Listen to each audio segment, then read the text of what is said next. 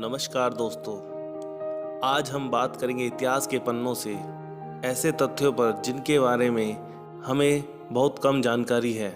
जैसे भारत का नाम भारत कैसे हुआ और उससे पहले भारत का क्या नाम था, चक्रवर्ती सम्राट किसे कहते हैं और भारत के पहले चक्रवर्ती सम्राट कौन थे। राजा महाराजाओं के दरबार में नवरत्नों की परंपरा किस वीर राजा ने की थी। राजा श्री राम के बाद स्वर्ण काल किस राजा के काल में आया था। भारत की सीमा कहाँ तक फैली हुई थी और हिंदू कैलेंडर की स्थापना किस वीर राजा द्वारा की गई थी। आज हम इन्हीं तथ्यों पर दृष्टि डालेंगे। दोस्तों, महाराजा विक्रमादित्य के बारे में देश को लगभग सुनने बराबर ज्ञान है, जिन्होंने भारत को सोने की चिड़िया बनाया था और स्वर्ण काल लाए थे। कलिकाल के 3000 वर्ष बीत जाने पर 101 ईसा पूर्व सम्राट विक्रमादित्य का जन्म हुआ था। उन्होंने 100 वर्ष तक राज किया। गीता प्रेस, गोरखपुर, भविष्य पुराण, पृष्ठ 245 में इस बात का जिक्र है। राजा विक्रमादित्य राजा गंधर्व सेन के पुत्र थे। विक्रमादित्य की माता का नाम सौम्य दर्शना था। उनकी 5 पत्नियां थीं, उनके 2 पुत्र और 2 पुत्रियां थीं। विक्रमादित्य भारत की प्राचीन नगरी उज्जैनी के राजा थे। विक्रमादित्य अपने ज्ञान, वीरता और उदारता के लिए भी प्रसिद्ध थे। भारत में चक्रवर्ती सम्राट उसे कहा जाता है जिसका कि संपूर्ण भारत में राज रहा हो।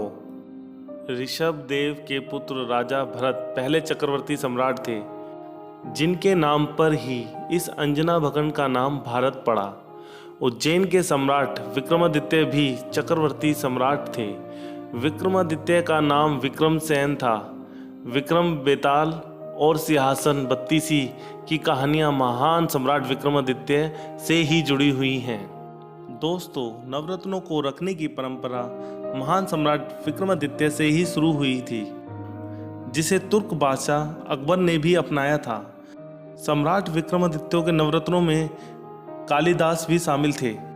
इन नवरत्नों में उच्च कोटि के विद्वान, श्रेष्ठ कवि, गणित के विद्वान और विज्ञान के विशेषज्ञ आदि सम्मिलित थे। दोस्तों, हिंदू कैलेंडर भी विक्रमादित्य द्वारा स्थापित किया हुआ है। आज जो भी ज्योतिषी गणना है, जैसे हिंदी, वार, तिथि, राशि, नक्षत्र, गोचर आदि, उन्हीं की रचना है। हम शायद ही जानते हैं रामायण और महाभारत जैसे ग्रंथ खो गए थे। महाराज विक्रम ने ही पुनः उनकी खोज करवा कर स्थापित किया। विष्णु और शिवजी के मंदिर बनवाए और सनातन धर्म को बचाया। महाराज विक्रम ने केवल धर्म ही नहीं बचाया, बल्कि उन्होंने देश को आर्थिक तौर पर सोने की चिड़िया बना दिया था। श्री राम जी के बाद उनके राज को ही भारत का स्वर्ण राज कहा जाता है। विक्रमादित्य के काल में भारत का कपड़ा विदेशी व्यापारी सोने के वजन से खरीदते थे। भारत में इतना सोना आ गया था कि विक्रमादित्य काल में सोने के सिक्के चलते थे। विक्रमादित्य के काल में हर नियम धर्मशास्त्र के हिसाब से बने होते थे। न्याय, राज सब धर्मशास्त्र के नियमों पर चलता था। विक्रमादित्य का काल राम राज के बाद सर्वश्रेष्ठ माना गया है, जहां प्रजा धनी और धर्म पर चलने वाली थी। दोस्तों, अरब तक फैला था विक्रमादित्य का शासन।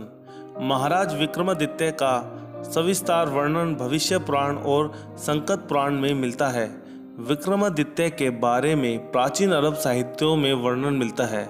उस वक्त विक्रमादित्य का शासन अरब और मिस्र तक फैला था और संपूर्ण धरती के लोग उनके नाम से परिचित थे।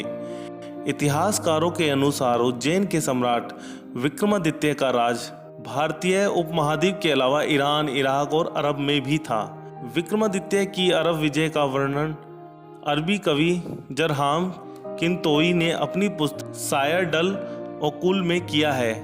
पुराणों और अन्य इतिहास ग्रंथों के अनुसार यह पता चलता है कि अरब मिस्र भी विक्रमादित्य के अधीन थे। दोस्तों, आपको इन तथ्यों में से किन तथ्यों की जानकारी पहले से थी, हमें कमेंट में ज़रूर लिखें। और यदि आपको हमारी ये वीडियो पसंद आई हो और ये तथ्य पसंद आए हो तो हमें कमेंट्स में ज़रूर लिखें। हमारी वीडियो लाइक करें और लोगों तक इसे शेयर करके ज़रूर ये जानकारी पहुंचाएं।